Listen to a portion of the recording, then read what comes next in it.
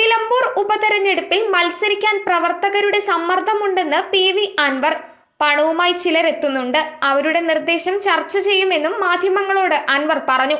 അതേസമയം ഇന്ന് രാവിലെ മത്സരിക്കാൻ പണമില്ലെന്നും UDF-ലേക്ക് ഇല്ലെന്നും പറഞ്ഞിരുന്നു.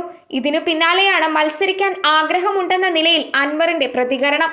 മത്സരിക്കുന്ന കാര്യം 2 ദിവസത്തിനകം തീരുമാനമാകുമെന്ന് അൻവർ പറഞ്ഞു. മത്സരിക്കാൻ പ്രവർത്തകരുടെ സമ്മർദ്ദമുണ്ടെന്നും ഇക്കാര്യം പാർട്ടിയിൽ ചർച്ച ചെയ്യുമെന്നും അൻവർ.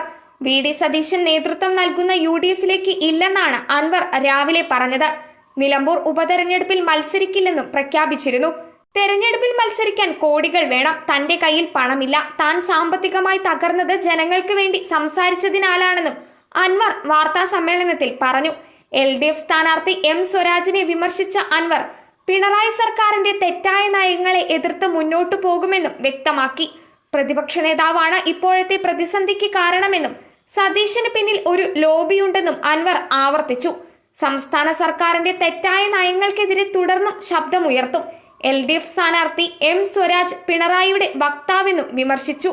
അസോസിയേറ്റഡ് ഘടകകക്ഷിയാകാം എന്ന UDF നിലപാടിൽ തിരക്കിട്ട ചർച്ചകൾക്കും കൂടിയാലോചനകൾക്കും ശേഷമാണ് അൻവർ നയം പ്രഖ്യാപിച്ചത്.